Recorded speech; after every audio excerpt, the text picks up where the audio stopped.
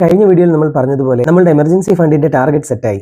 ഇനി അത് എവിടെ സൂക്ഷിക്കണം പറഞ്ഞുതരാം. ഒന്ന്, അത്യാവശ്യം നല്ല ഇൻട്രസ്റ്റ് കിട്ടുന്ന നല്ലൊരു സേവിങ്സ് അക്കൗണ്ടിലേക്ക് നിങ്ങൾക്ക് ഈ ഫണ്ട് മാറ്റി വെക്കാം. ഒരു എമർജൻസി സിറ്റുവേഷൻ അല്ലാതെ എന്ത് ആവശ്യം വന്നാലും ഈ സേവിങ്സ് അക്കൗണ്ടിൽ നിന്ന് നിങ്ങൾ പൈസ എടുക്കാൻ പാടുള്ളതല്ല. രണ്ട്, ലിക്വിഡ് മ്യൂച്വൽ ഫണ്ടുകൾ. ഇത് സാധാ മ്യൂച്വൽ ഫണ്ട്സ് പോലെയല്ല, ഇത് കുറച്ചുകൂടെ സേഫർ ആണ്.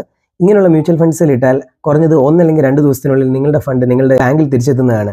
ഇതിന് അധികം റിസ്കിയർ ആയിട്ടുള്ള ഇക്വിറ്റി മാർക്കറ്റ്സിൽ നമ്മൾ ഡെപ്പോസിറ്റ് ചെയ്യാത്തത് കൊണ്ട് തന്നെ ഇത് വളരെ സേഫാണ്. ഓർക്കുക, റിട്ടേൺസ് കുറവാണ്. കാരണം ഇതൊരു നിക്ഷേപമായിട്ടല്ല നമ്മൾ ചെയ്യുന്നത്, ഇതൊരു ഇൻഷുറൻസ് ആണ്. 3, അധികം എക്സിറ്റ് ചാർജസ് ഒന്നുമില്ലാത്ത FDs, ബാങ്ക് FDs.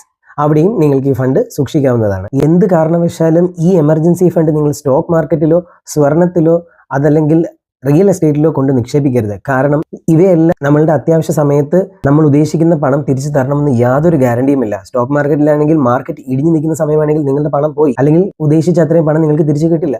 റിയൽ എസ്റ്റേറ്റിലാണെങ്കിൽ അത് വിറ്റ് തിരിച്ചു വരാൻ നിങ്ങൾ കാലതാമസം എടുക്കും. സ്വർണവും അതുപോലെ തന്നെ കാലതാമസം എടുക്കുന്ന ഒരു സ്ഥലത്തും നമ്മൾ ഈ ഫണ്ട് കൊണ്ടിടരുത്. ഞാൻ നേരത്തെ പറഞ്ഞ 3 ഓപ്ഷൻസിൽ മാക്സിമം നിക്ഷേപിക്കാൻ ശ്രമിക്കുക. ഒന്നും കൂടി ഓർക്കുക, ലൈഫിൽ എന്താവശ്യം വന്നാലും എമർജൻസി സിറ്റുവേഷനിലല്ലാതെ ഈ ഫണ്ടിൽ നിങ്ങൾ തൊടരുത്. അപ്പോൾ എല്ലാം സെറ്റ്. എത്ര രൂപ ഫണ്ട് വേണമെന്ന് നമുക്ക് മനസ്സിലായി, എവിടെ വെക്കണമെന്ന് മനസ്സിലായി. അപ്പോൾ ഈ പണം ഇനി എങ്ങനെ ഉണ്ടാക്കിയെടുക്കാം, അതിനായിട്ടുള്ള സ്റ്റെപ്പ് ബൈ സ്റ്റെപ്പ് ഗൈഡ് എന്താണ്?